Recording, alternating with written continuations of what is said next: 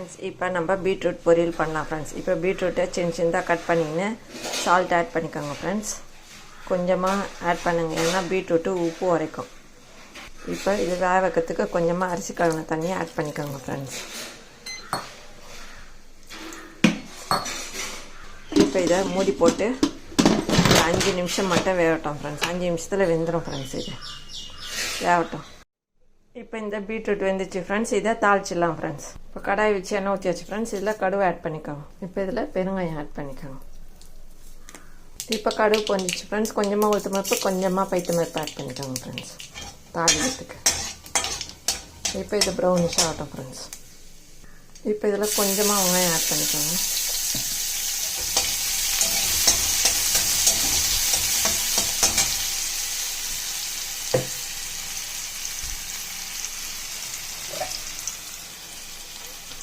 கருவேப்பிலை, காஞ்ச மிளகா கொஞ்சம் ஆட் பண்ணிக்கோங்க.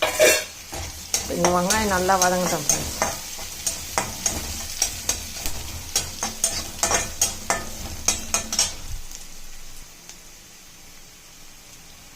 இப்போ இந்த வேக வச்ச பீட்ரூட்டை இதில் ஆட் பண்ணிக்கோங்க ஃப்ரெண்ட்ஸ்.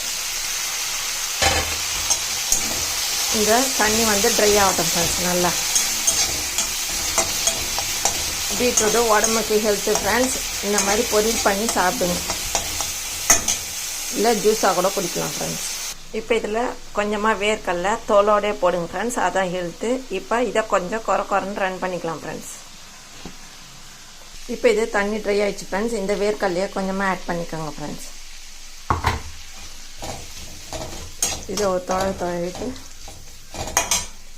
இப்போ இதில் திருவண்ண தேங்காவை ஆட் பண்ணுங்கள் ஃப்ரெண்ட்ஸ். செம்ம டேஸ்ட்டாக இருக்கும் ஃப்ரெண்ட்ஸ். இது தயிர் சாதத்துக்கு வச்சு சாப்பிட்டு பாருங்கள் ஃப்ரெண்ட்ஸ். அவ்வளோ டேஸ்ட்டாக இருக்கும் இந்த பீட்ரூட் பொரியல்.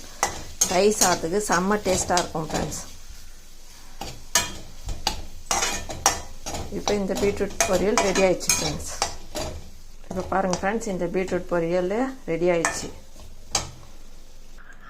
இப்போ இது ரெடி ஆயிடுச்சு ஃப்ரெண்ட்ஸ். இந்த வீடியோ பிடிச்சிருந்தால் லைக் பண்ணுங்கள், ஷேர் பண்ணுங்கள், சப்ஸ்கிரைப் பண்ணுங்கள் ஃப்ரெண்ட்ஸ். டாடா பாய். மீண்டும் அடுத்த வீடியோவில் சந்திப்போம்.